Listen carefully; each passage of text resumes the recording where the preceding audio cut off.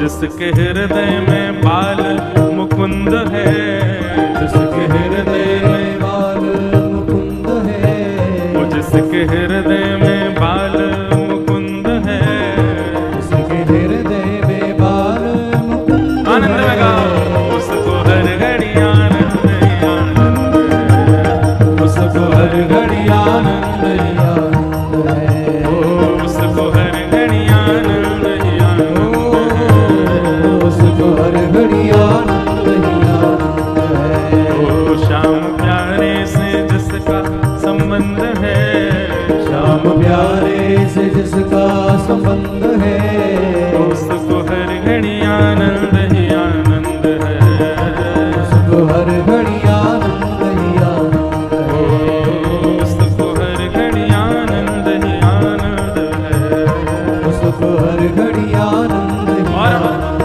है। आनंद वाले व्यक्ति के लक्षण बताए जा रहे हैं। निंदा चुगली ना जिसको सुहावे, निंदा चुगली ना जिसको सुहावे। एक बात हमेशा याद रखना, जो दूसरे के सामने तो बहुत बढ़िया है भैया, तो बहुत बढ़िया है, तेरा काम बहुत बढ़िया चलो, तेरे बालकन को देख करके तो मेरो सीनो चढ़ जाए, और जैसे ही वो आदमी दूर गया नहीं सुबह को 4 गाली दे, ऐसे इनसे ठाकुर जी बहुत दूर रहे हैं। इसलिए ये गुण जामे हो भैया, याकू मृत्यु आवे वासे पहले पहले ठीक करो। ये गुण यदि भीतर रह गया, भगवत प्राप्ति में बहुत बड़ी बाधा बन जाएगी। नहीं तो जैसे हो प्रत्यक्ष भी वैसे रहो, पीछे भी वैसे रहो। कोई की निंदा करनो, स्तुति करनो, चुगली करनो, मुख पे प्रशंसा करनो, पीठ पीछे बुराई करनो, ये सब लक्षण ये होते सब में, बस किसी में थोड़ी मात्रा में होते, किसी में ज्यादा मात्रा में होते, ऐसा नहीं। निंदा चुगली ना जिसको सुहावे, निंदा चुगली ना जिसको सुहावे, हो बुरी संगत की रंगत न भावे, हो बुरी संगत की रंगत न भावे, बुरी संगत की रंगत न भावे, बुरी संगत की रंगत न भावे। जिसको सत्संग हरदम पसंद है, जिसको सत्संग हरदम पसंद है, जिसको सत्संग हरदम पसंद है, जिसको सत्संग हरदम पसंद है, तो उसको हर घड़ी आनंद ही आनंद है, उसको हर घड़ी आनंद ही आनंद है, उसको हर घड़ी आनंद ही आनंद है, उसको हर घड़ी आनंद ही आनंद है। ओ श्याम प्यारे से जिसका संबंध है, श्याम प्यारे से जिसका संबंध है, मुरली वाले से जिस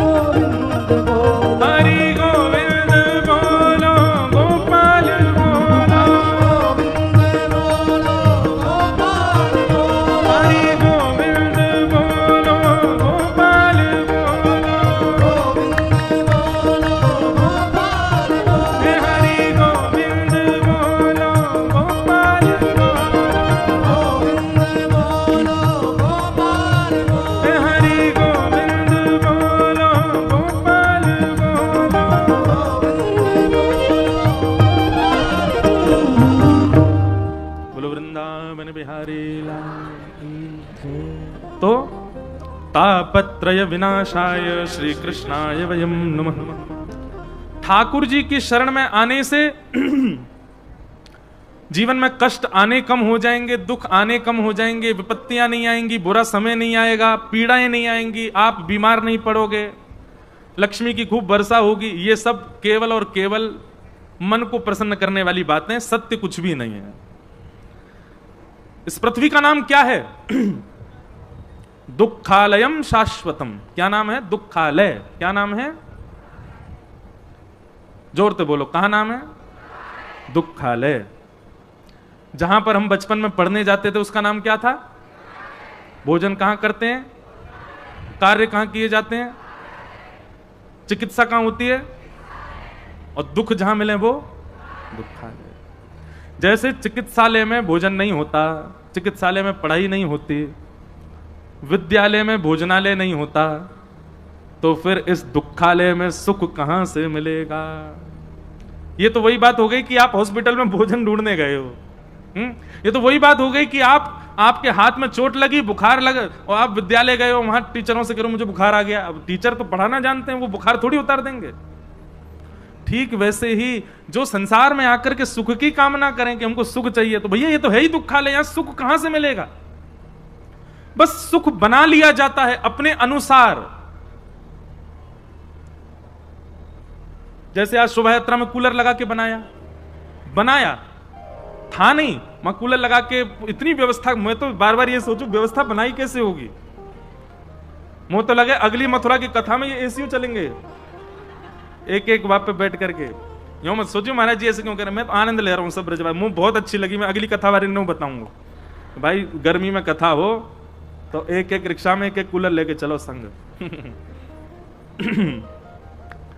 तो सुख नहीं है भैया, सुख हम लोग थोड़ी क्षणिक सुख मिलता है हमको, और उस क्षणिक के लिए हम पूरी व्यवस्था करते हैं। थोड़ी देर का सुख भोगने के लिए हम पूरी व्यवस्था करते हैं। है नहीं सुख यहां पर। इसलिए ठाकुर जी की शरण में आ जाओ, भोले बाबा को भजने लग जाओ, हनुमान चालीसा के इतने पाठ करने लग जाओ, दुर्गा मैया के इतने व्रत कर लो, इतने सोमवार कर लो, ये हो जाएगा, वो काम बन जाएंगे।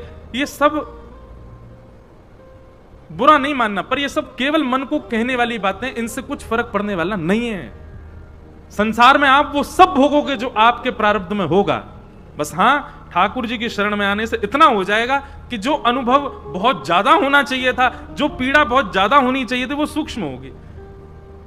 पाम पे पत्थर गिरने पर जो पीड़ा होनी चाहिए थी, ठाकुर रुक जाने की देर बाद दियो पानी, बैठ जाओ वहीं, इधर देखो, तुम्हें देख के मुंह प्यास लगे आई। अब नेक्स्ट सुनो मेरी बात। मान लीजिए आपने कोई क्रिया करके, या आपने किसी प्रकार के किसी विधान से, किसी निधान से, किसी व्रत से, पूजा से, या किसी भी प्रकार की कोई भी क्रिया करके अपने आने वाले कष्ट को टाल दिया, आने वाली विपत्ति को आपने रोक दिया, तो याद रहे बांध पानी को रोक सकता है, लेकिन ओवरफ्लो होने पर बांध टूटेगा जरूर।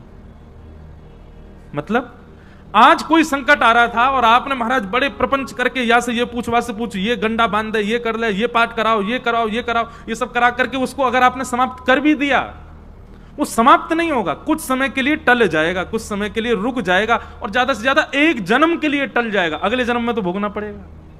प्रारब्ध जब तक भोग नहीं लोगे तब तक वो रुकेगा ही नहीं, भोगना पड़ेगा। इसलिए मैं कभी कभी कथा में एक बात कहता हूं कि भाई छोटे मोटे दुख, छोटे मोटे पीड़ा, छोटे मोटे संकट जीवन में आते हैं ना, उसको भोग लिया करो तुरंत। कुछ समय आपके अनुकूल नहीं चल रहा है, कोई बात नहीं, अपने ऊपर विश्वास रखो, ठाकुर जी पे विश्वास रखो, अपना कार्य करते चलो। कुछ समय की बात है, ठीक है, भोग लो उसको। कुछ समय बाद जब आप उसको भोग लेंगे तो आप अपना प्रारब्ध ही नष्ट कर रहे हैं। अगर कुछ क्षण के लिए उसको आपने रोक दिया तो कुछ दिन बाद भोगना पड़ेगा, उससे निवृत्त नहीं हो सकते। और ये बात हम कोई अपनी मनगढ़ंत नहीं कह रहे हैं। एक बहुत प्रसिद्ध कथा आती है, श्री जगन्नाथ भगवान के परम भक्त हुए श्री माधवदास जी, क्या नाम था? तो माधवदास जी को एक बार पेट का रोग हो गया, और ऐसा भयानक रोग कि महाराज कुछ भी पानी भी पिए तो रुके ना, बार बार शौच के लिए उनको जाना पड़ता था। लेकिन वो इतने बड़े भक्त थे ठाकुर जी के, श्री जगन्नाथ भगवान अपनी ब्रह्म वेदी पर झूमते थे। जैसे ही माधवदास दर्शन करने आता, जगन्नाथ भगवान ऐसे होते, माधवदास को देख करके आनंदित हो जाते। इतने बड़े भक्त माधवदास। और उनको एक रोग हो गया जिसके कारण उनको बार बार शौचालय जाना पड़ता। शौच जाने की वजह से वो मंदिर नहीं जा पाते। रोग इतना ज्यादा बढ़ गया कि अब माधवदास जी उठ भी नहीं पाते, बिस्तर पर पड़े पड़े ही शौच निवृत्त होने लगे। ठाकुर जी को दया आ गई, और ठाकुर जी को दया आई तो ठाकुर जी रूप बदल करके छोटे से बालक बन करके आए और माधवदास जी की सेवा करने लगे। उनके मलमूत्र से सने वस्त्रों को ले जावें और ले जाके धोवें, धो करके सुखा दें, जल लेकर के आवें, जल पिला दें, जो उनके अनुकूल भोजन होना चाहिए वो बना करके उनको पवावें, उनके चरण दबावें, बुखार चढ़ जावे तो सिर पर पट्टी रखें। माधवदास जी 2-3 दिन तक तो बेहोशी से में ही थे, उनको पता ही नहीं कौन कर रहा है सब। पर 2-3 दिन बाद जब थोड़ी चेतना जगी तो उन्होंने ठाकुर जी के रूप को देखा। रूप देखते ही पहचान गए, बोले कि ये छद्म वेश में ठाकुर जी हैं। हाथ पकड़ लिया, बोले क्या कर रहे हो आप? आपकी सेवा कर रहा हूं।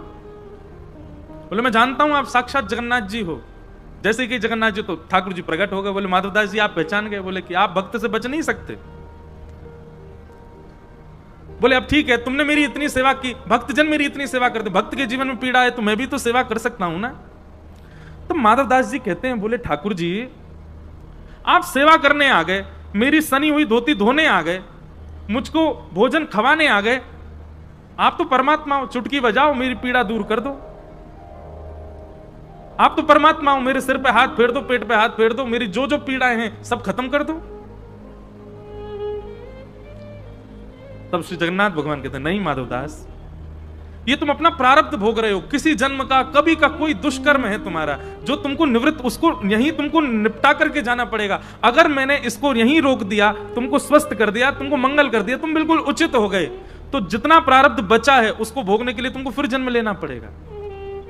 इसलिए इससे निवृत्त हो लो, इसको भोग लो। हाँ, मेरा आश्रय लेकर के भोगोगे, मेरा नाम जप करके भोगोगे, तो जो 5 साल में खत्म होगा वो 5 महीने में खत्म हो जाएगा। जल्दी जल्दी भुगवा दूंगा। एक प्रकार से जिस कार्य को होने में 5 वर्ष लगते हैं, ठाकुर जी का नाम आश्रय करने से, ठाकुर जी की शरणागति लेने से, ठाकुर जी का नित्य दर्शन, नित्य कथा श्रवण करके अपने मन बुद्धि चित्त और अपने व्यवहार को सुधारने से ठाकुर जी को इंडिकेशन मिल जाता है, अब ये सुधर रहा है, अब इसने दूषित कर्म त्याग दिए हैं, अब ये सही मार्ग पर चल रहा है। तो ठाकुर जी बस इतनी आज्ञा कर देते हैं प्रारब्धों को कि अब इसके जीवन में 5 वर्ष नहीं 5 महीना लगाओ, बस 5 महीना में सब खत्म करो जितना भगवाना है इसको। इसलिए कई बार देखा जाता है अधिकतर भक्त वैष्णव उसके जीवन में कष्ट आएगा ही आएगा। नाम जापक हो, कथा श्रवण करने वाला हो, कथा करने वाला हो, कष्ट आएगा। दिखेगा नहीं, दिखेगा वो प्रसन्न नहीं, पर उसके जीवन में कष्ट है, वो भोग रहा है, वो निवृत्त हो रहा है।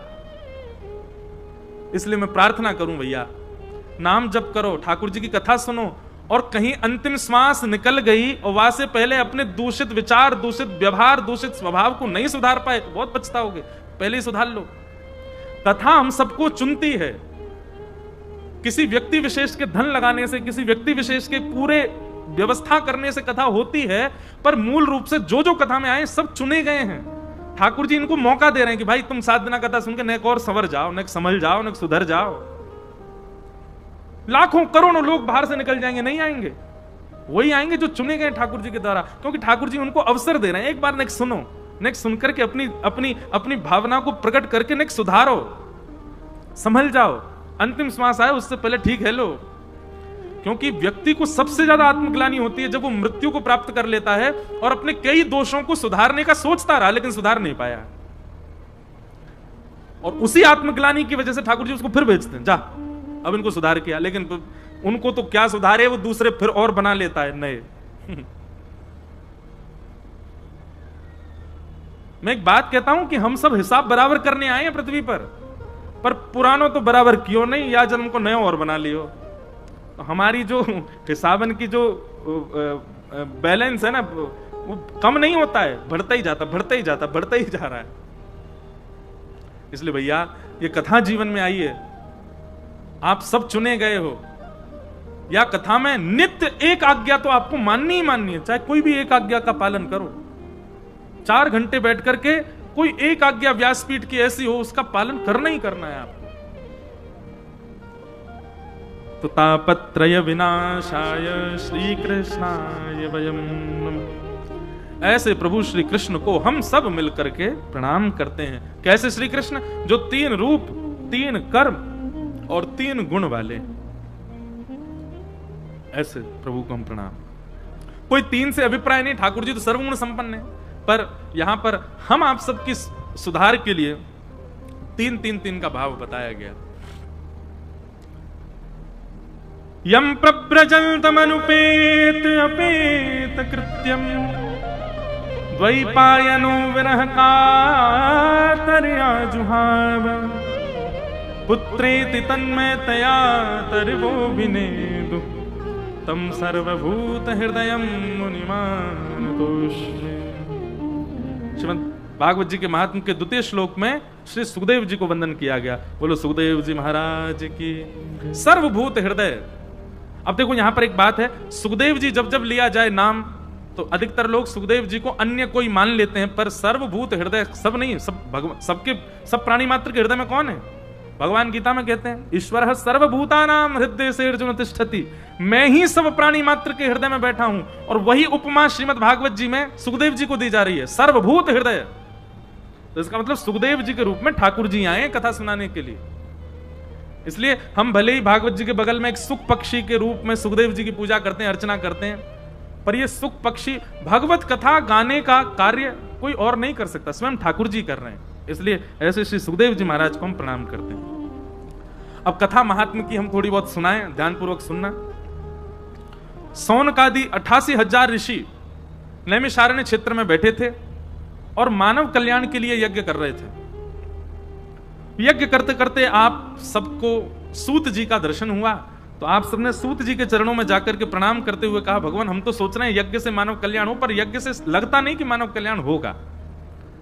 कृपा करके श्रेयसाम यद भवेत् श्रेय पावनानां च पावनम कृष्ण प्राप्ति करम सस्वत् साधनम तद्वदाधुना।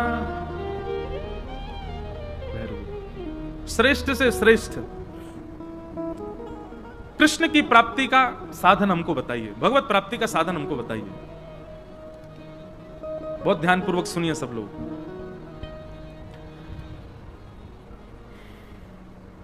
सौनकादि ऋषियों ने प्रश्न किया, श्रेष्ठ से श्रेष्ठ, पवित्र से पवित्र, इस कलिकाल में भगवत प्राप्ति कैसे कर सकता है मानव? क्योंकि मानव के पास समय नहीं है, इसलिए कृपा करके हमको भगवत प्राप्ति का साधन बताइए। कलिकाल में भगवत प्राप्ति कैसे मिल सकती है? तब यहां से सूत जी महाराज कहना प्रारंभ करते हैं, और सूत जी कहते हैं, काल व्याल मुख ग्रास त्रास निर्णास हेतवे श्रीमद् भागवतम शास्त्रम कलौकीरेण भाषितम। एक प्रकार से बहुत ध्यानपूर्वक ये बात समझनी है। कलिकाल में यदि भगवत प्राप्ति करनी है, भगवत दर्शन करना है, भगवत अनुभव करना है, भगवत कृपा का अनुभव करना है, तो आप भागवत जी की सन्निधि लिए बिना उसको नहीं कर पाओगे। श्रीमद् भागवत जी आपको श्रवण तो करनी पड़ेंगे, चाहे सूरदास हो, चाहे मीराबाई हो, चाहे हरिराम व्यास हो, स्वामी श्री हरदास जी महाराज हो, हितरवंश महाप्रभु हो, रैदास हो, कुंभनदास हो, सबने भागवत जी का आश्रय तो लिया ही लिया। नींव है भागवत जी, अगर नींव मजबूत ना हो तो बिल्डिंग गिर जाएगी। आप जप पर बहुत विश्वास करते हैं, तप पर विश्वास करते हैं, साधना पर विश्वास करते हैं, यज्ञ पर विश्वास करते हैं, और सत्संग श्रवण में आपकी ज्यादा रुचि नहीं, कथा में आपकी रुचि नहीं, भागवत जी के प्रति वह भावना नहीं जो होनी चाहिए, तो निश्चित है भगवत प्राप्ति में बाधा बनेगी बनेगी।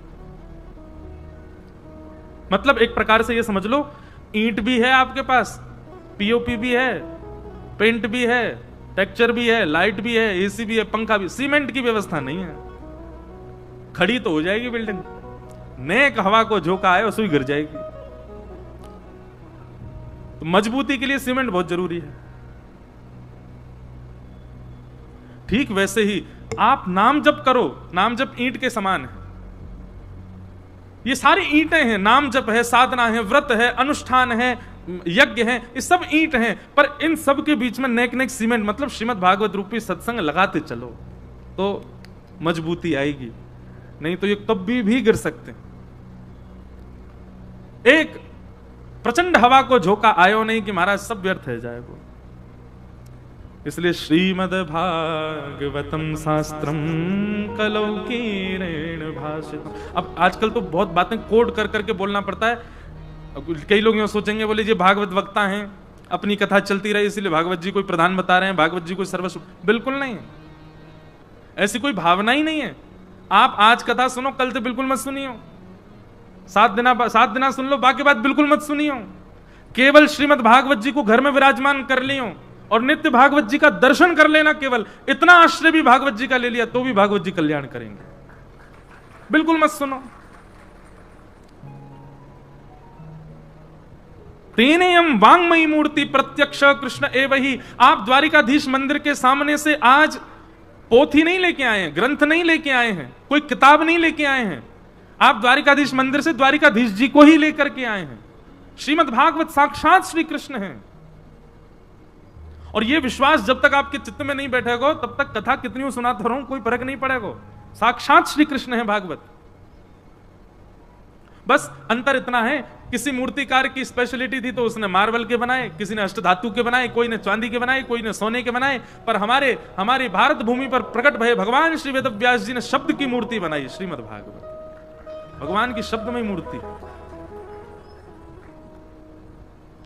हमारे पूज्य नाना जी कहते थे, बोले लाला, कोई यदि भागवत जी के श्लोक गावे और श्लोक गाते गाते त्रुटि कर दे ना, तो वह त्रुटि को पाप कहा लगे। मैंने कि कहा पाप लगे नाना जी? बोले जैसे एक रोया खींचवे पे जो कष्ट होवे, ऐसे लाल जी को कष्ट होवे। अगर कोई भागवत जी को गलत श्लोक उच्चारण करे तो ठाकुर जी को ऐसे कष्ट होवे जैसे कोई रोआ खींच लिया हो। जैसे मानव शरीर में प्रत्येक रोए हैं, ऐसे भागवत जी का प्रत्येक श्लोक भगवान श्री कृष्ण के श्री अंग का एक एक रोआ है।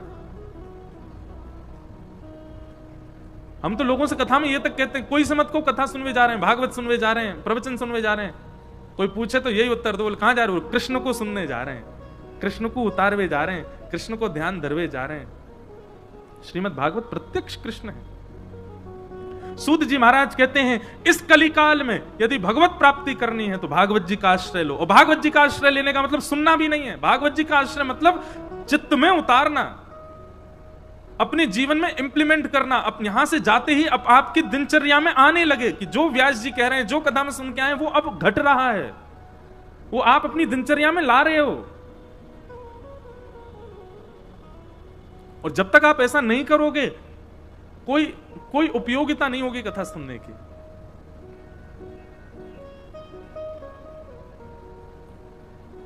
सूत जी कहते हैं कलयुग में श्रीमद् भागवत की कथा। तब सौनकादि ऋषियों ने कहा, महाराज जी जरा भागवत जी का महात्म्य बताना, ऐसा क्या है भागवत जी में जिससे कलयुग में भगवत प्राप्ति हो जाती है? तब सूत जी महाराज बताते हैं, बोले भैया एक बार की बात है, सुखदेव जी कथा सुना रहे थे, परीक्षित बैठ करके सुन रहे थे।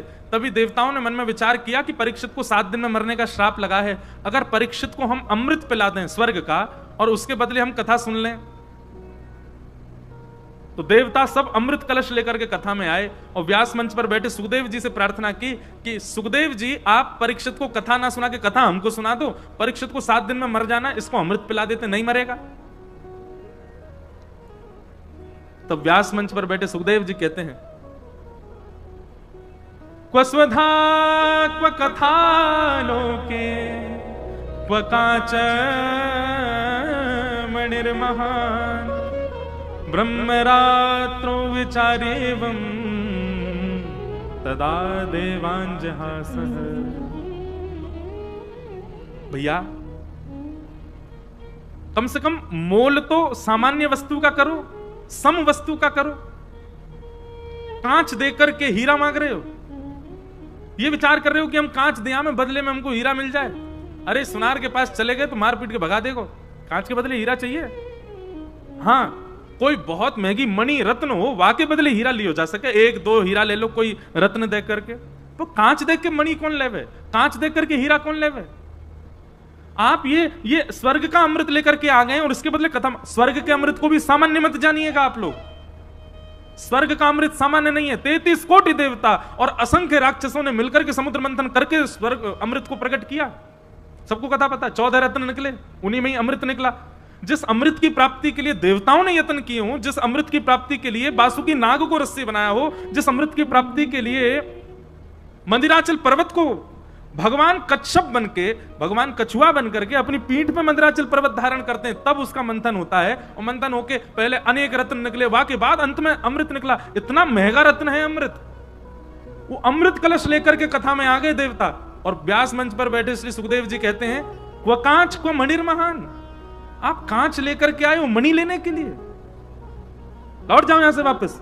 कांच के बदले कथा नहीं मिलेगी, अमृत के बदले कथा नहीं मिलेगी। सोचो, हमें ऐसी मिल जावे, राह चलती कथा में आ जावे। देवताओं को दो चीज दुर्लभ है, पहली तो भागवत की कथा, और दूसरी सक्रम तक्रश्च दुर्लभ, छाछ। हम सब पीवे छाछ, मठा, दही, देवताओं को पीवे को ना मिले। क्यों? उसके पीछे भी साइंटिफिक एक बात है कि स्वर्ग का नियम है कि स्वर्ग में कोई भी चीज बासी नहीं होती। स्वर्ग में 12 महीना 24 घंटा फ्रिज रहता ही रहता है, वहां पे कोई चीज बासी नहीं होती, वहां सब चीज नवीन बनी रहती है। और जब तक दूध नेक बासो नहीं हो तो दही कैसे बने, और वहां में नेक वो सब सामग्री नहीं डाली जाए तो दही कैसे बने, और फिर बात छाछ कैसे बने। इसलिए देवताओं को कहते हैं, शास्त्र आज्ञा करते हैं, विनोद में कहते हैं, बोले कि देवताओं को तक्र कहते हैं छाछ को। तक्र नहीं मिलती शक्र को पीने के लिए। और भागवत की कथा ये भी देवताओं को सुलभ नहीं, हमको सुलभ है। सौनकादि ऋषियों ने कहा, भगवान इतनी बड़ी महिमा भागवत जी की, कृपा करके हमें बताएंगे भागवत की कथा सबसे पहले किसने किसको सुनाई। तब सूत जी महाराज बताते, बोले एक बार की बात है, नारद जी भ्रमण करते करते बद्रीनाथ पहुंचे, और बद्रीनाथ में उनको सनक सनंदन सनातन सनत कुमार, सनक सनंदन सनातन सनत कुमार, ये 4 भगवान के प्रथम अवतार हैं। ये चारों एक ही आयु के 4-5 वर्ष के बालक के समान रहते हैं, भगवान के प्रथम अवतार माने जाते हैं। सूक्ष्म में इनको कहा जाता है सनत कुमार। क्या कहते हैं? सनत कुमार। कभी कोई कहे हमारे भगवान का प्रथम अवतार कौन, तो सनत कुमार। तो नारद जी महाराज बद्रीनाथ गए, सनत कुमारों ने नारद जी से कहा, बोले नारद जी चेहरा से बड़े दुखी से लग रहे हो, कथम ब्रह्मन दीन मुखम कुतस चिंता तुरो भगवान, आपके मुखमंडल पर चिंता का दर्शन हो रहा है, क्या बात है? नारद जी बोले, क्या बताऊं महाराज, मैंने पृथ्वी को बहुत अच्छा समझा था, पृथ्वी की बड़ी महिमा सुनी थी, पर पृथ्वी पर जाके देखा तो नाम बड़े दर्शन छोटे, सब कुछ उल्टा पुल्टा है पृथ्वी पर। और यहां नारद जी पूरी भूमिका बताते हैं पृथ्वी पर उन्होंने क्या देखा। अब इसको ज्यादा बोलने की आवश्यकता नहीं, हम सब जो देख रहे हैं वही सब नारद जी ने देखा। और नारद जी ने देख करके कहा कि महाराज मेरा मन बड़ा व्यथित हो गया है कि पृथ्वी ऐसी क्यों है, पृथ्वी के लोग ऐसे क्यों हैं। लेकिन तभी सब जगह भ्रमण करता करता करता जैसे ही मैं वृंदावन पहुंचा, वृंदावन में मैंने एक आश्चर्य देखा। सनत कुमार बोले, क्या देखा? बोले यमुना जी के तट पर एक परम सुंदरी युवती बैठी है और उसकी गोद में 2 वृद्ध लेटे हैं, बड़ी बड़ी दाढ़ी, सफेद सफेद बाल, वृद्धावस्था के 2 महापुरुष।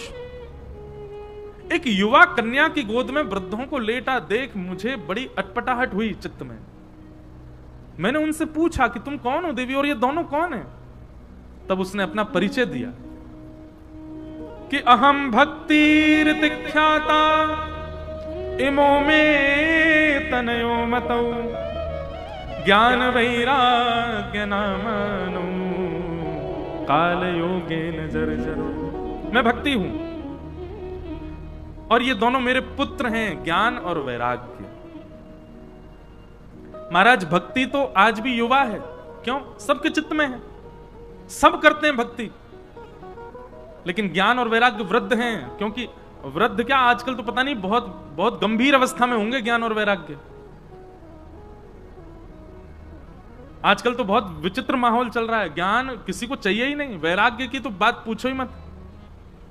भक्ति महारानी कहती है ये दोनों मेरे पुत्र हैं, ज्ञान और वैराग्य। कलयुग के प्रभाव के कारण दोनों वृद्ध हो गए हैं। एक बात बहुत ध्यानपूर्वक सुनिएगा, ज्ञान और वैराग्य का मतलब क्या होता है? अभी आपसे पूछा जाए ज्ञान मतलब क्या, तो आप लोग यही कहोगे कि बहुत कुछ पता होना, इसी को ज्ञान कहते हैं। वैराग्य का मतलब क्या? सब कुछ छोड़ देना, ये वैराग्य। ये तो बाह्य बाह्य बात पता है आपको, पर ज्ञान और वैराग्य का मूल रूप ये नहीं है। ज्ञान क्या है? सही और गलत की पहचान, ये ज्ञान है। जैसे छोटा बालक 500 का नोट दो, खा जाएगा, फाड़ देगा, उसको हम क्या कहते हैं? अबोध बालक। अभी उसको ज्ञान नहीं है, लेकिन जैसे ही वो बड़ा होगा, बड़े होते ही उसको पता चल जाएगा, ओहो इसको देने से चीज ही मिलती है। आपने जैसे दिया, सुखा करेगा, जेब में डाल लेगा या मां को जाके दे देगा। बच्चे गुल्लक रखते उसमें डाल देगा। ये उसको क्या हो गया? ज्ञान। सही और गलत का बोध, उसको ज्ञान कहते हैं। बहुत नॉलेज होना ज्ञान नहीं होता। रावण बहुत विद्वान था, सब जानता था, सारे शास्त्र पढ़ रखे थे उसने, वैयाकरण था, खूब सुंदर सुंदर श्लोक बना बना करके गाता था। पर मुझे सीता जी का हरण करना नहीं चाहिए, मुझे अन्य की कन्या पर, अन्य की स्त्री पर कुदृष्टि नहीं डालनी चाहिए, ये बोध नहीं था। तो क्या काय बात का ज्ञानी था वो? माहौल के अनुसार, परिस्थिति के अनुसार बातें बोलने वाला व्यक्ति, उसको ज्ञानी कहा जाता है। परिस्थिति के अनुसार निर्णय लेने वाला व्यक्ति, उसको ज्ञानी कहा जाता है। कई लोग होते हैं, अब उनके ईगो पे कोई बात आ जाए तो माहौल नहीं देखते। ये नहीं देखते कि मेरे बड़े खड़े, ये नहीं देखते कि समाज देख रहा है, ये नहीं देखते कि अरे भाई यहां मुझे चिल्लाना नहीं चाहिए, फिर भी लड़ लेंगे, झगड़ लेंगे, घूसा करेंगे और एक दूसरे को उठा फेंक देंगे। उस व्यक्ति को क्या कहा जाता है? ये महा पढ़ा लिखा गंवार, अज्ञानी। ज्ञान नहीं है इसको, इतना विवेक नहीं है। अभी मैं कहीं से आ रहा था तो फ्लाइट में एक घटना घटी, और घटना कैसी थी सुनो। जैसे हवाई जहाज दिल्ली पहुंचा तो सब लोग उठ करके अपना अपना सामान निकाल लेते ऊपर से। एक व्यक्ति लंबा खड़ा था, उसके बगल में एक व्यक्ति बिल्कुल ही नाटा था। तो जो कम हाइट वाला व्यक्ति था वो लंबे व्यक्ति से कह रहा था मेरा सामान उतार दो। अब लंबा व्यक्ति जो था वो पहले अपना सामान उतार रहा था, तो वो बार बार नीचे से कह, मेरा उतार दो भैया, थोड़ी हेल्प कर दो। अब वो लंबा व्यक्ति उससे कहता जा रहा है पहले अपना तो उतार लूं मैं, अपने अपने उतारता गया। अब छोटे व्यक्ति ने, बड़े विचित्र आदमी हो, मैं तो विचित्र बोल रहा हूं, उसने तो कुछ और ही बोला था, बड़े विचित्र आदमी हो। तो लंबे वाले ने क्या किया, उसका सामान उतारा और जहां से नीचे आना चाहिए वहीं छोड़ दिया, मतलब उसके सिर पे आके गिरा वो जो नाटा व्यक्ति था।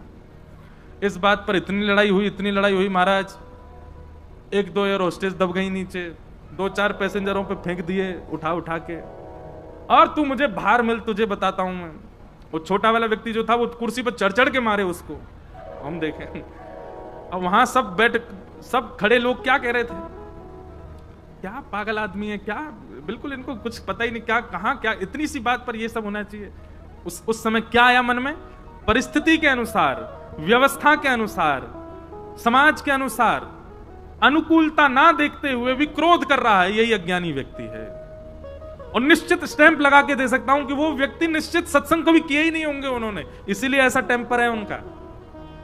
सत्संगी व्यक्ति को इतना बोध होने लग जाता है, इतना पता लगने लग जाता है कि भाई मुझे कहां, किस प्रकार, किस भाव से कैसे प्रेजेंट करना है खुद को, उसको ज्ञान कहते हैं। बहुत नॉलेज होना ज्ञान नहीं होता, इसे कहते हैं ज्ञान। विवेक की प्राप्ति होना, सही गलत की पहचान होना। और वैराग्य किसको कहते हैं? सब लोग बहुत सावधानी से सुनो। घर परिवार पत्नी बच्चे सबको छोड़ छाड़ के चले गए, वैराग्य नहीं। सबके साथ रहते हैं पर विषय सामने आने पर भी मन ना मचलना, उसको वैराग्य कहते हैं।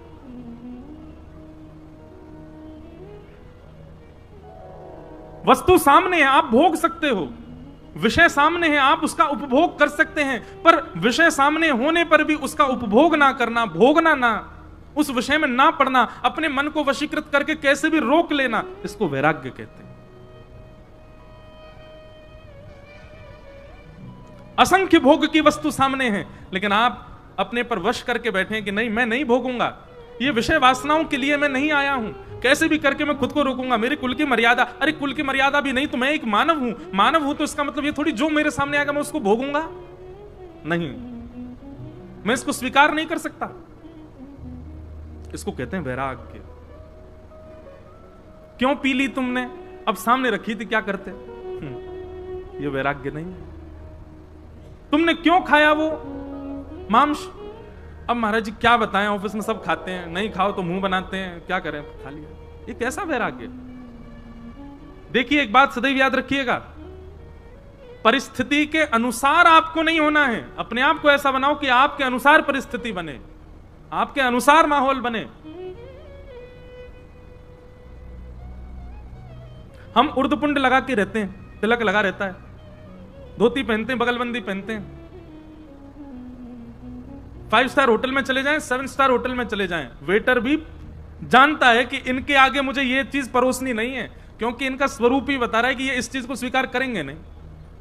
अरे वैसे तो कभी ऐसे हुआ नहीं, पर कभी ढकेल लगी रहती है बाहर, वहां कुछ बढ़िया पानी पूरी बन रही हो, वहां जाके इस वेशभूषा में खड़ा हो जाऊं मैं, तो वो व्यक्ति भी 2 बार हाथ धोएगा, पंडित जी आए थोड़ा नेक्स्ट शुद्धता, आपको तो रुक जा बर्तन धो दूं पहले फिर खिलाऊंगा। क्यों? मैं परिस्थिति के अनुसार नहीं, परिस्थिति मेरे अनुसार हो गई।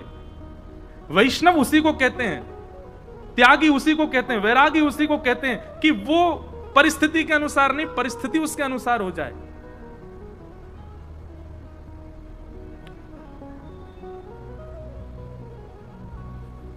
तो इसको कहते हैं वैराग्य।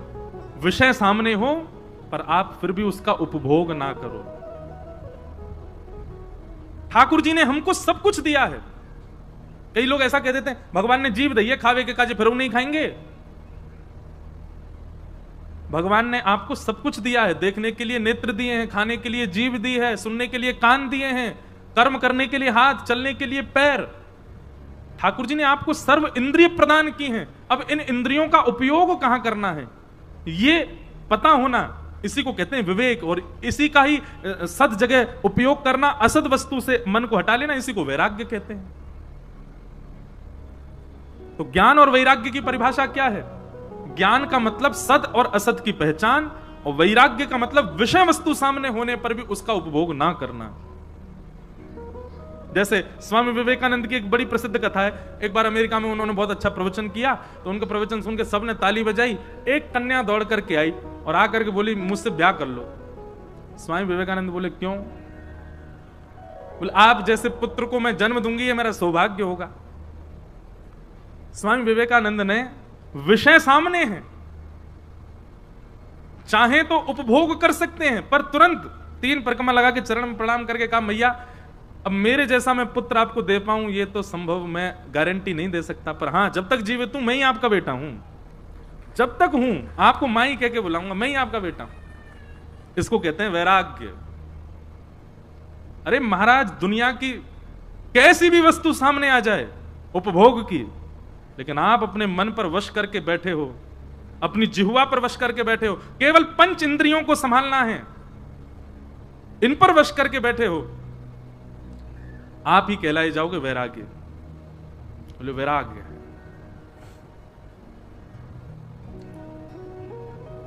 स्टार्टिंग में तो मन ललचाएगा, लेकिन धीरे धीरे धीरे धीरे जब सत्संग बढ़ता है ना, तो अपने आप इंद्रियां जो होती हैं वो शांत होती चली जाती हैं, सम होती चली जाती हैं। इसी को कहते हैं ज्ञान वैराग्य। ये भक्ति के पुत्र हैं। अब याद रखना, भक्ति सबके चित्त में है, पर भक्ति के पुत्र सबके चित्त में नहीं है। इसीलिए भक्ति जो है वो हमें प्रसन्न नहीं रख पाती। उस भक्ति के कारण हम दुखी रहते हैं। खूब भजन करते हैं, खूब नाम जप करते हैं, खूब परिक्रमा लगा रखी है महाराज, फिर भी मन में शांति नहीं है। क्यों? क्योंकि भक्ति के पुत्र प्रसन्न नहीं है आपके अंदर, ज्ञान और वैराग्य नहीं है। ज्ञान और वैराग्य को लाओ, भक्ति प्रसन्न हो जाएगी।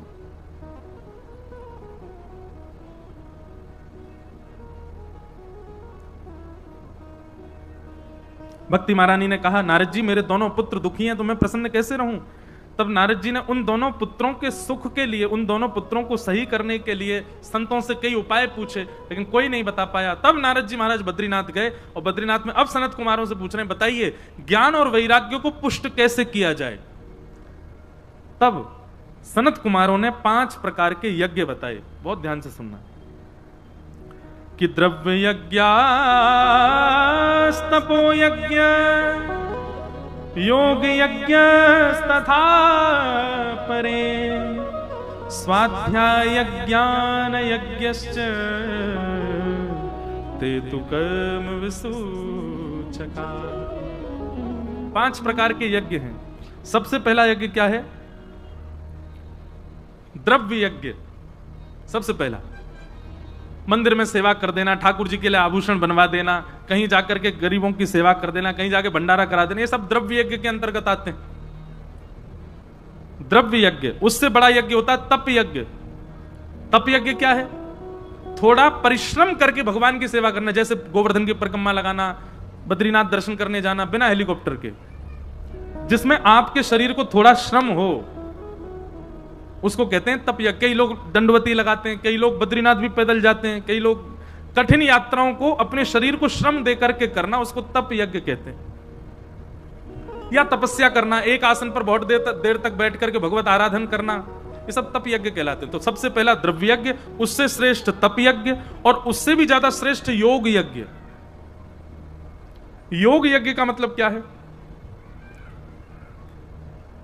भगवत वैष्णव संत जनों के पास जा जा करके उनको प्रणाम करना। योग का मतलब होता है मिलना, भगवत प्रियों से मिलना, भगवत जनों से मिलना, वैष्णव जनों से मिलना, ये योग यज्ञ। तो सबसे पहला द्रव्य यज्ञ, उसके बाद तप यज्ञ, उसके बाद योग यज्ञ, चौथा है स्वाध्याय यज्ञ। श्रीमद् भगवत गीता, रामचरितमानस, वाल्मीकि रामायण, श्रीमद् भागवत महापुराण आदि जैसे आर्ष ग्रंथों को स्वयं पढ़ना, अध्ययन करना। और इन सबसे बड़ा यज्ञ बताया गया पांचवा ज्ञान यज्ञ, यानी कि भागवत की कथा बैठ के सुनना। पर कैसे सुनना? एक क्षण के लिए भी मन विचलित ना हो, ऐसे सुनना। ज्ञान यज्ञ, इसको सबसे श्रेष्ठ यज्ञ बताया गया, भागवत की कथा। देखो एक बात सुनना, आपने किसी को वस्त्र दान किया तो वस्त्र दान का पुण्य तब तक मिलेगा जब तक वस्त्र वो पहनेगा और वस्त्र उसके तन को छुपाएगा। आपने किसी को अन्न दान किया तो अन्न दान का पुण्य तब तक मिलेगा जब तक वो उसको दोबारा भूख नहीं लगाती है। लेकिन जब आप ज्ञान दान करते हो तो ज्ञान दान तो अंतिम समय तक कार्य आता है। आपने एक बार किसी को ज्ञान दे दिया, अंतिम श्वास तक उसके उपयोग में रहेगा, अंतिम श्वास तक पुण्य बढ़ता ही रहेगा, और इसका पुण्य एक ही है, ठाकुर जी को प्रिय लगते रहोगे। तो सबसे बड़ा यज्ञ क्या है? ज्ञान यज्ञ। सनत कुमार कहते हैं, नारद जी अभी इसी वक्त जाइए और जाकर के एक भागवत की कथा कराइए और उसमें भक्ति ज्ञान वैराग्य को बैठाइए। नहीं ज्ञान वैराग्य पुनः युवान हो जाए तो कहिएगा। सनत कुमार कहने लगे, भागवत जी में इतनी क्षमता है? अरे मैंने गीता का पाठ सुना दिया, मैंने उपनिषद वेदों का पाठ सुना दिया। श्रीमद् भागवत जी तो वेदों से ही उत्पन्न हुई है, तो जब वेद ही कुछ नहीं कर पाए तो भागवत जी कैसे कुछ करेंगी? तब सनत कुमार कहते हैं, नारद जी भूख लगने पर पेड़ से उत्पन्न हुए आम को ही खाया जाता, पेड़ को नहीं खाया जाता। भूख लगने पर रस क्षुधा दोनों की निवृत्ति फल से होती है, पेड़ से नहीं। जबकि फल में रस पेड़ नहीं डाला है, फल को जन्म पेड़ नहीं दिया है, पर फिर भी पेड़ नहीं खाया जाता, फल खाया जाता है। ये जितने भी आप नाम ले रहे हैं ये सब वृक्ष हैं और इन वृक्षों का फल है श्रीमद् भागवत। आप फल प्रदान करेंगे तभी क्षुधा निवृत्त होंगे वे। नारद जी महाराज समझ गए, बोले भगवान ठीक है, मैं भागवत की कैसे करानी चाहिए बताओ। बोले सुंदर व्यवस्था करो श्रोताओं की बैठने की, सब श्रोताओं को कुछ ना कुछ भोजन पान आदि सबकी व्यवस्था करो। अब एक बात हम कहें तो भागवत जी में इतना प्रकाश डाला गया सुनने वालों के लिए, सुनने वालों के लिए ये व्यवस्था, ये व्यवस्था, ये व्यवस्था, सुनने वालों को कोई कष्ट नहीं हो, उनके लिए उत्तम व्यवस्था करो। नारद जी महाराज व्यवस्थापक हैं कथा के। बोले कहां से करूं व्यवस्था? तब आनंद नाम का वन बताया। बोले आनंद नाम के वन में जाओ, एक विशाल वट वृक्ष है, उस वट वृक्ष के नीचे हजारों लोग बैठ सकते हैं। उस वृक्ष के नीचे व्यास आसन लगाओ, गंगा जल को पीने की व्यवस्था में रखो और आसपास के वनों से सुंदर फल ले लेकर के आओ, सब श्रोताओं को बांट करके जलपान आदि की सबकी प्रारंभ में व्यवस्था, फिर बैठ करके सब कथा श्रवण करें, व्यासपीठ पर व्यास जी विराजमान हो और इस प्रकार से कथा का क्रम रखो। नारद जी महाराज बोले व्यवस्था बता दी, अब व्यास जी भी बता दो। सनत कुमार बोले अब वो तुम ढूंढ लो। नारद जी बोले हमने ढूंढ लिया, आप ही सुनाओ कथा। सनत कुमारों से कहा आप ही चलो, और सनक सनंदन सनातन सनत कुमार कथा सुनाने के लिए आए। हजारों वैष्णव लाखों की तादाद में भीड़ आई कथा सुनने। लेकिन जैसे ही भक्ति ज्ञान वैराग्य तीनों ने प्रवेश किया पंडाल में कि भक्ति सुतौ तौ तरणौ गृहीत्वा प्रेमैक रूपा सहसा विरासी, श्री कृष्ण गोविंद हरे मुरारे, नाथेति नामानि मुहुः वदन्ति। भक्ति ज्ञान वैराग्य तीनों आए। श्री कृष्ण गोविंद हरे मुरारे, नाथेति नामानि मुहुः वदन्ति। इसी कीर्तन को गाते हुए तीनों ने प्रवेश किया, और जैसे ही कथा में आकर के बैठी भक्ति महारानी, उसके पुत्र ज्ञान और वैराग्य धीरे धीरे धीरे युवा होने लगे। और महाराज संपूर्ण कथा सुनते सुनते तो पूर्ण युवान हो गए, नृत्य करने लगे उछल उछल करके। भक्ति महारानी प्रसन्न हो गई, व्यास जी के चरणों में प्रणाम किया, बोले आपने मेरे पुत्रों को युवान किया। बोले हमने नहीं किया, श्रीमद् भागवत कथा का ज्ञान और वैराग्य वही पुष्ट हुआ है। इसलिए जो भी भागवत की कथा सुनेगा उसके चित्त में ज्ञान और वैराग्य पुष्ट होंगे ही होंगे। यह बात निश्चित है कि आप आज पहला दिन है कथा का, अभी तो भागवत शुरू हुई नहीं, अभी तो महात्म्य चल रहा है।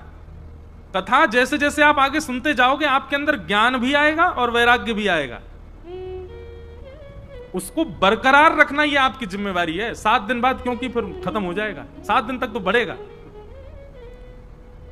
7 दिन तक तो आप सबकी स्थिति ऐसी हो जाएगी, सुबह जल्दी उठना है, ऐसा नियम रखना है, महाराज जी कल ये बता के गए थे, वो करना है, ये करना है, ऐसे करना है, सब ज्ञान आ जाएगा मन में, वैराग्य आ जाएगा। कुछ भी चीज बिगड़ रही होगी तो परेशान नहीं होना है, सब प्रारब्ध है हमारा, भोग लेंगे, सब खत्म हो जाएगा, वैराग्य आएगा। लेकिन जैसे 7 दिन बाद कथा पूरी होगी, फिर से अपने डेली रूटीन में जाओगे, फिर वही हो जाओगे जैसे थे। वो नहीं होने देना है। देखिए यहां बीज बोया जाएगा, आप सबके चित्त में जल डाला जाएगा, खाद डाली जाएगी, लेकिन वो सही सलामत वृक्ष बने, ये जिम्मेवारी आपकी है। इसलिए कथा 7 दिन बाद पूरी नहीं होती है, फिर जीवन पर्यंत उसके देखभाल आपको करनी है, जो ज्ञान आपने अर्जित किया है, नहीं तो उसका कोई लाभ नहीं होगा। नारद जी महाराज ने कहा, भक्ति महारानी तुम बस एक वरदान दो, जब भी कथा जहां भी हो तुम सब वैष्णवों के चित्त में विराजमान रहना। भक्ति महारानी ने कहा जो आ गया। इस प्रकार भागवत जी का प्रथम महात्म्य सुनाया गया। महात्म्य से क्या हुआ? भक्ति ज्ञान वैराग्य तीनों पुष्ट हुए। बोलो भागवत महापुराण की। अब भागवत जी का दूसरा महात्म्य वो हम बहुत जल्दी जल्दी सुना देते हैं कि एक आत्मदेव नाम के ब्राह्मण थे।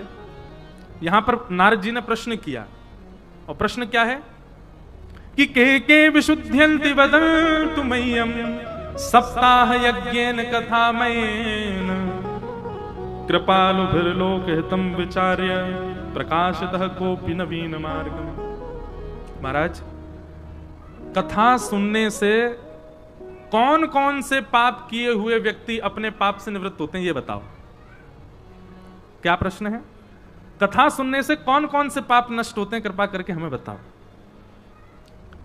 तब सनत कुमार कहते हैं, ये मानवा पाप कृतस्तु सर्वदा सदा दुराचार रता विमार्गगा क्रोधाग्नि दग्धा कुटिलश्च कामिनः सप्ताह यज्ञेन कलौ पुनन्त्यते। जितने भी पाप हैं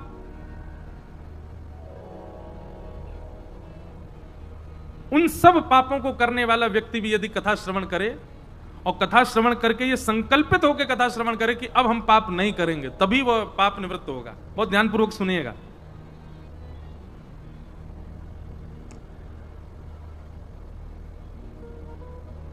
एक तो हमारा पानी पे मन चला जाता है। कल से एक व्यवस्था करो, कल से आप सब लोग एक बोतल लेके ही बैठो, और इतना ही पियो कि वो 4 घंटा चले, नहीं तो 2 लेके बैठो, है नहीं, बीच में नहीं। और ऐसे पी लेना कि हमको दिखना मत। बोलो वृंदावन बिहारी लाल की जय। ध्यानपूर्वक सुनो। जिसने अपने जीवन में सारे पाप किए, कोई पाप बचा ही नहीं है, ऐसा व्यक्ति भी यदि कथा श्रवण करे तो पाप मुक्त हो जाएगा। लेकिन कब? ऐसे तो फिर सारे चोर चकेर डकैत सब कथा में आके बैठ जाएंगे, बढ़िया है, यहां पे बैठ कथा सुनो, फिर रात में फिर चोरी कर लो, ऐसे थोड़ी होगा। संकल्पित होकर के कथा सुने। श्रीमद् भागवत जी की प्रथम दिन जब दर्शन करे तो व्यासपीठ को देख करके निवेदन कर दे, मुझ में ये अवगुण है नाथ, मैंने ये पाप किए अपने जीवन में, उसका हृदय दुखाया, उसके साथ ये गलत किया, इसके साथ ये किया, यहां पर मांस खाया, मदिरा पान किया, उसका इतना लूट लिया, उसके साथ में उसको इतना नीचे दबा दिया, छल किया, कपट किया, सारे एक ही बार में भागवत जी को बता दीजिए, और बता करके कहिए बस इसका जो भी प्रारब्ध होगा जीवन में भोगूं, लेकिन इसके अतिरिक्त अब मैं कुछ भी अनुचित कृत्य नहीं करूंगा, ऐसी कृपा करो। तो श्रीमद् भागवत जी कृपा करेंगी, अनुग्रह करेंगी, और पूर्व के जितने पापों के जितने भी आपको पाप भोगने हैं वे सब पाप सूक्ष्म सूक्ष्म सूक्ष्म हो करके आपको लग जाएंगे। समझ में आई बात? नहीं आई? सब पाप बता दिए, पाप बता करके ये वचन दे दिया भागवत जी को कि अब नहीं करेंगे, अब तक जो भी हमसे अपराध हुआ सबके लिए क्षमा, अब दोबारा ऐसा नहीं करेंगे।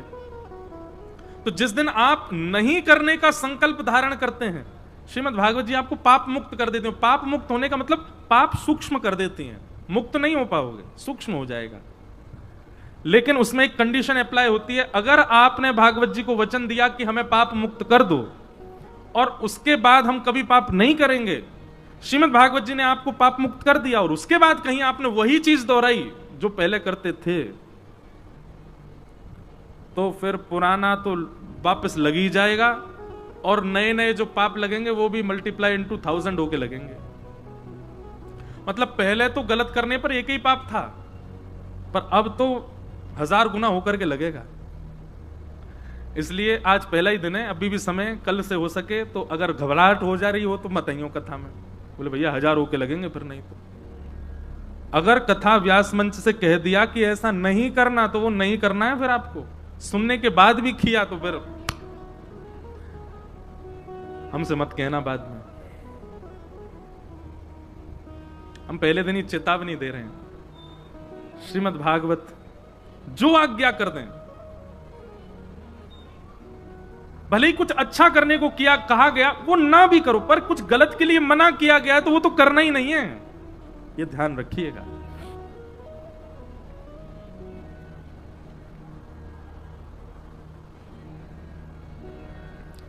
तो इसलिए भागवत जी की कथा पाप मुक्त करती तो है, पर पहले संकल्प लिखवाती हैं, दोबारा करोगे तो नहीं, तब पाप मुक्त करेंगे। और कहते कहते सूत जी महाराज कहते हैं, बोले भैया सत्येन हीना पितृमातृ दूषका, माता पिता से द्वेष रखने वाला बालक भी यदि कथा श्रवण करे तो भागवत जी उसको भी क्षमा दान करती हैं। तो ये बात सुनकर के नारद जी बोले क्षमा करें, मुझे इस बात पर विश्वास नहीं हो रहा है। माता पिता से द्वेष करने वाले व्यक्ति को तो कोई स्वीकार नहीं करता, आप कह रहे हैं कि भागवत जी उसको स्वीकार करती हैं। तब उन्होंने कथा सुनाई। बोले हम कथा सुनाते हैं, आत्मदेव नाम के ब्राह्मण थे, उनके कोई संतान नहीं थी और संतान ना होने की वजह से बड़े दुखी थे। एक दिन आत्महत्या करने जा रहे थे, तब एक ऋषि ने उनको रोक करके कहा कि भाई क्या बात है? बोले कि संतान नहीं है, मैं प्राण त्याग रहा हूं। तब ऋषि ने कहा इस जन्म क्या 7 जन्म तक संतान नहीं होगी बेटा, इससे दुखी क्यों होते हो? प्रकृति जो दे दे, संसार में जो मिल जाए उसमें प्रसन्न रहो, जो नहीं मिले उसकी विचारधारा बंद कर दो। आत्मदेव बोले नहीं नहीं नहीं, मुझे तो संतान चाहिए। तब ऋषि ने एक फल दिया और कहा ठीक है तुम इतनी इज्जत कर रहे हो तो एक संतान तुम्हारे यहां होगी, पर पत्नी को कुछ नियम से रहना पड़ेगा। और नियम बताए, सत्यम शौचम दया दानम एक भुक्तुम तु भोजनम वर्षावधि स्त्रिया कार्यम तेन पुत्रोति निर्मल। सबसे पहला सत्य बोले, पवित्रता रखे, दया रखे, दान पुण्य करे, और एक भुक्तुम तु भोजनम, एक समय भोजन करे, बाकी समय फलाहार करे। इस प्रकार से तुम्हारी पत्नी यदि 1 वर्ष तक रहेगी तो इस फल के प्रताप से तुम्हारे यहां एक दिव्य पुत्र का जन्म होगा। आत्मदेव जी तो नाचने लगे, ला करके फल अपनी पत्नी को दे दिया और कहा देवी ये 5 नियम है, इनका पालन करना। उनकी पत्नी जो थी वो तो उसने कि ये पतिदेव भी कहीं से भी सुने आते हैं, कोई फल खाने से बालक होंगे हैं? 5 नियम करने से कोई सुंदर बालक होगा? और यदि इस फल में इतनी ही क्षमता है, हमारे घर की बांझ है गैया, इसको खिला के देखती हूं, उसको खिला दिया। अब आत्मदेव जी रोज पूछें तुम नियम का पालन कर रही हो ना, तुमने फल खा लिया था ना? पत्नी बड़ी परेशान हो गई, बोली कि सुनो मैं नियम का पालन यहां रह के नहीं करूंगी, मैं अपने मायके जा रही हूं, वहां नियम का पालन करूंगी, बालक जब जन्म ले लेगा तब आऊंगी लौट के। आत्मदेव जी बोले कोई बात नहीं, तुमको जहां रुचि लगे तुम जाओ, लेकिन जो बालक हो उसको सबसे पहले यहीं लाना, मेरी गोद में देना। धुंधुली बोली ठीक है। धुंधुली चली गई। अब बालक तो कहां ही आना था, फल तो गैया को खिला दिया। धुंधुली ने अपनी एक सहेली को कहा कि भाई तू गर्भवती है, हम तुझे बहुत सारा धन दे देंगे, ये बालक तू हमको दे देना। और कुछ महीनों बाद जब उस बालक का जन्म हुआ, धन देकर के अपनी सहेली का बालक ले लिया और उसी को लेकर के घर आ गई। आत्मदेव जी को कहा कि मेरे पुत्र हुआ है। आत्मदेव जी तो नृत्य करने लगे, आहा संत प्रसाद घर में आया, संत प्रसाद घर में आया, इसका नाम हम नारायण रखेंगे। धुंधुली बोली, गर्भ में मैंने रखा, पाला पोसा मैंने, मेरा नाम धुंधुली, बेटे का नाम धुंधुकारी। अच्छा जैसी तुम्हारी इच्छा। इतने में ही कुछ दास दासी आए और कहने लगे, महाराज जी बधाई हो। बोले क्या, किस बात की बधाई? बोले आपके जो गैया है ना, उसने भी मानवों जैसे बालक को जन्म दिया है। आप जब दौड़ करके गए तो देखा कि महाराज कान तो गैया जैसे और बालक संत प्रसादी था। आत्मदेव जी तो प्रसन्न हो गए, बोले बड़ा बालक, तुम्हारे नाम से छोटे बालक का नाम मैं रखूंगा गोकर्ण, और उस बालक का नाम गोकर्ण रखा गया। दोनों बालक धीरे धीरे बड़े हुए। बड़ा बालक तो महान दुष्ट बना और छोटा बालक पंडित ज्ञानी बना। इतना दुष्ट बना कि वैश्यागमन करता था, चोरी करता था, जुआ खेलता था, यहां तक तो ठीक, मदिरा पान मांस भी खाता, यहां तक भी ठीक, लेकिन अब तो मदिरा पान करके घर आता और आकर के माता पिता को मारता। जब उसकी इतनी दुष्टता बढ़ गई, एक दिन मां ने कुआं में कूद करके प्राण त्याग दिए। आत्मदेव जी घर छोड़ के चले गए। हम एक बात कथा में कहा करते हैं, किसी चीज को शिद्दत से चाहोगे तो मिल तो जाएगी, पर कुछ समय बाद वही शिद्दत से मिलने वाली वस्तु कष्ट भी बहुत देगी। उसी के कारण रोएंगे हम एक दिन। इसलिए शिद्दत से किसी वस्तु को मत चाहो, शिद्दत से केवल बाल कृष्ण को चाहो, वही हंसाएंगे, वही प्रसन्न रखेंगे। बाकी दुनिया के पीछे अगर आप हाथ धो के पड़ गए, चाहे कोई वस्तु हो दुनिया की, संतान से लेकर के एक बड़े मकान तक की वस्तु, हाथ धो करके पड़ गए, बोले चाहिए ही चाहिए, चाहिए ही चाहिए, अब खूब प्रयास करने पर भी निरर्थक हुए, फिर भी पीछे पड़े रहे, मिल तो जाएगी, पर एक दिन वही वस्तु रुलाएगी। ये बात हम स्पष्ट कह रहे हैं। इसलिए गोपाल जी जो प्रदान करते हैं प्रसन्नता से, उसको सिर मारते स्वीकार करो। और परिश्रम करने के बाद भी, खूब प्रयास करने के बाद भी जो नहीं प्राप्त हो, ज्यादा से ज्यादा 2 बार प्रयास करो, तीसरी बार में अपना मार्ग बदल लो। नहीं, गोपाल जी की इच्छा नहीं है, अब कुछ और प्रयास।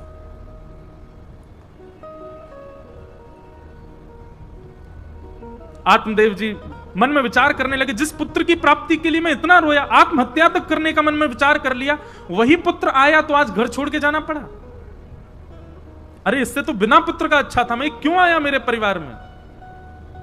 अब गोकर्ण जी जो थे वो तो विद्यालय में पढ़ते थे, उनको पता चला कि पिताजी घर छोड़ के चले गए, माताजी ने प्राण त्याग दिए। ढूंढते ढूंढते पिताजी के पास आए और आकर के कहा, पिताजी आप दुखी क्यों होते हो? तो तुम्हारे बड़े भाई ने घर को नरक बना दिया। अरे ऐसा मेरा पुत्र होगा ये तो मैंने सोचा ही नहीं था। भैया दुनिया में सबसे बड़ा दुख क्या है? एक तो इतने यत्न करने के बाद वस्तु की प्राप्ति होना और उस वस्तु से ही कष्ट मिलना, बहुत बड़ा कष्ट होता है ये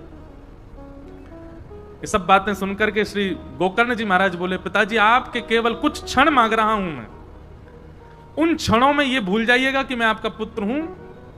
एक गुरु भाव रख करके मेरी बातों को बहुत ध्यान से सुनिएगा। और यहां गोकर्ण जी ने गीता सुनाई 2 श्लोकों में। आज की कथा का यही सार है, बहुत ध्यान से सुनना। गोकर्ण जी महाराज जो कह रहे हैं कि देह स्थिमां सरुधिरे भिमतिं तजत्वम् जाया सुतादिषु सदा ममतां विमुञ्च पश्यानिशं जगदिदं क्षणभङ्गुनिष्ठं वैराग्यरागरसिको भवभक्तिनिष्ठ। पिताजी बहुत ध्यानपूर्वक सुनिएगा।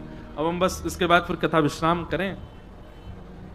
श्री गोकर्ण जी महाराज कहते हैं, पिताजी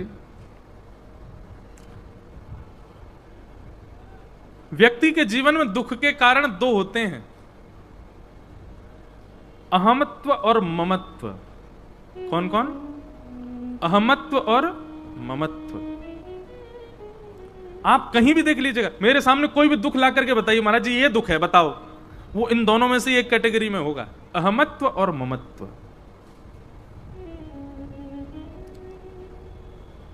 क्यों दुखी डोल रहे हो?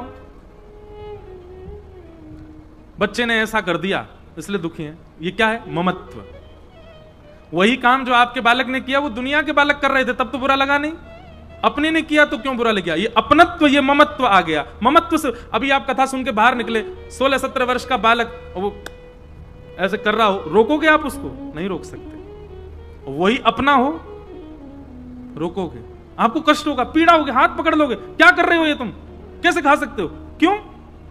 गलत तो होता हम सब जगह देख रहे हैं, पर बुरा हमें कब लगता है? जब हम अपने को देखते हैं। यही तो ममत्व है। दुनिया में गलत हो रहा है, कष्ट सब जगह है, पर बुरा कब लगता है? जब अपना कष्ट में हो। अपनापन, इसी को कहते हैं ममत्व। दुख का पहला कारण क्या है? ममत्व। और दुख का दूसरा कारण क्या है? अहमत्व। मैं कुछ हूं। जब आप अपने आप को कुछ मांगने लगते हो, मानने लगते हो, बुरा लगेगा आपको। छोटी छोटी बातों पे बुरा लगेगा। जो अपने आप को बहुत ज्यादा ही कुछ मांगते हैं, उनको तो नेक नेक सी बात बुरी लग जाती है। लेकिन थोड़ा बहुत तो हम सब अपने आप को कुछ ना कुछ मानते हैं, हमें बुरा लगता है। ऐसा कैसे, ये कैसे कह दिया, मुझसे ऐसे कैसे बोल दिया, मेरे साथ ये कैसे हो गया, ये तो मेरे संग हो ही नहीं सकता था। दुख के दो ही कारण हैं, अहमत्व और ममत्व। पिताजी, अहमत्व सदैव खुद में होता है और ममत्व सदैव अपनों में होता है। यदि इन दोनों स्थितियों से व्यक्ति निकल जाए, अहमत्व से भी निकल जाए, ममत्व से भी निकल जाए, उस व्यक्ति को दुनिया की कोई ताकत दुखी नहीं कर सकती, उसको कोई कष्ट नहीं दे सकता।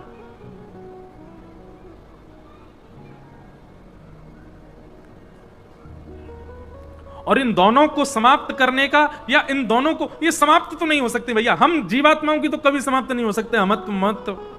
बस हाँ ये है कि इनका जो पैरामीटर बहुत हाई चल रहा है, वो थोड़ा लो हो सकता है, खत्म नहीं हो सकते। अहमत्व और ममत्व ये कभी नष्ट नहीं होंगे हमारे चित्त से। हम व्यासपीठ पर बैठ के अपने लिए भी कह रहे हैं, मेरे अंदर से भी नहीं होगा। हो जाए तो पता नहीं, कथा करते करते वो बहुत हद तक हो तो गया है, पर फिर भी पूर्ण रूपेण खत्म नहीं हो सकता हमारा। पर हां, थोड़ा बहुत तो ग्राफ नीचे गिरे अहमत्व और ममत्व का। वो कैसे होगा? तो उसके लिए दूसरा श्लोक बताते हुए कहते हैं कि धर्मं भजस्व सततम त्यज लोक धर्मान् सेवस्य साधु पुरुषां जहि काम तृष्णा अन्यश्च दोष गुण चिंतनमाशु मुक्त्वा सेवा कथा रसमहो नितरां पिबध्वम्। सबसे पहले धर्म का पालन, दूसरा साधु पुरुषों की सेवा, तीसरा दूसरों में दोष देखना बंद करना, और चौथा सेवा करते हुए श्रीमद् भागवत की सुंदर कथा का रसपान करना। इन चार कामों को यदि कर लिया तो अहमत्व और ममत्व, इनका ग्राफ धीरे धीरे नीचे आ जाएगा। कौन कौन से चार काम, फिर से सुनो। सबसे पहले धर्म का पालन करना, जो धर्म आज्ञा करता है वो करना। दूसरा सेवस्य साधु पुरुषाम जहि काम तृष्णा, काम तृष्णा से रहित होकर के साधु पुरुषों की सेवा करना। तीसरा दूसरों में दोष गुण ना देखना, और चौथा भागवत की कथा सुनते हुए अपने जीवन को आनंदित करना। ये चार काम करने से अहमत्व और ममत्व दोनों धीरे धीरे कम हो जाते हैं। पिताजी, आप भागवत के आश्रय से अपने इस कार्य को कीजिए, आपका ममत्व कम होगा तो आपको पीड़ा कम होगी कि पुत्र ने ऐसा किया। अभी आप कहते हो मेरे पुत्र ने ऐसा किया, मेरे पुत्र ने, ये मेरापन जो आपके चित्त में है, कृपा करके इसको नष्ट करो। तब आत्मदेव जी महाराज ने दशमस्य पाठात, दशम स्कंद से पाठ प्रारंभ किया। भागवत जी का संपूर्ण पाठ द्वादश तक करके, फिर प्रथम से दशम तक करके, इस प्रकार भागवत जी का पाठ करके अपने चित्त से ममत्व को नष्ट किया, और ममत्व नष्ट होते ही उनके प्राण भगवत धाम में विलीन हो गए। अब यहां धुंधकारी जो था ये तो मर गया, इसको वैश्याओं ने मार दिया, मर करके प्रेत बन गया, और प्रेत बन करके दुनिया को परेशान करने लगा। तब इनके नाम से गया जी में श्राद्ध किया, पर उससे भी ये मुक्त नहीं हुए प्रेत योनि से। तब सूर्य भगवान ने आज्ञा करके कहा कि भैया जो इतना भयानक प्रेत बन गया कि गया श्राद्ध से भी मुक्त नहीं हो रहा, उसके लिए तो भागवत की कथा कराओ, भागवत जी की कथा से ही प्रेत योनि से मुक्त होगा। तब भागवत जी की कथा हुई, और भागवत कथा सुन करके श्री धुंधकारी अपनी प्रेत योनि से मुक्त हुए। 7 दिन में मुक्त होकर के भगवत धाम को प्रस्थान कर गए। बोलो भागवत जी महापुराण की। तो श्रीमद् भागवत के महात्म के 2 अर्थ आज हमने जाने। पहला, भक्ति ज्ञान वैराग्य की पुष्टता, और दूसरी चीज हमने जानी, भयानक प्रेत योनि में भी यदि कोई पड़ा हो, उसका स्मरण मात्र कर लिया जाए कथा में, निश्चित है कि भागवत जी की कथा कृपा से वो अपने प्रेत योनि से मुक्त होकर के भगवत धाम को प्राप्त करेगा। सोचो, प्रेत मुक्त हो जाते हैं तो हम सब तो जीवित हैं, तो जीवित अवस्था में कथा सुन लेंगे तो निश्चित है कि भगवत धाम की प्राप्ति तो निश्चित होनी ही होनी है। ऐसी भागवत जी को हम बारंबार प्रणाम करते हैं। आज प्रथम दिन महात्म के सत्र को यहीं विराम देते हैं और कल 3:30 बजे आप सब लोग उपस्थित समय से हो जाइएगा। ठीक 3:45 बजे तक कथा का प्रारंभ होगा, 7 बजे तक कथा चलेगी। आरती के बाद सब लोग अपना स्थान छोड़िएगा। आइए बड़े प्रेम और भाव से कीर्तन गाते हुए अपने आज के सत्र को विराम देते हैं। हे भजो मुकुंद माधव मुरारी, भजो मुकुंद माधव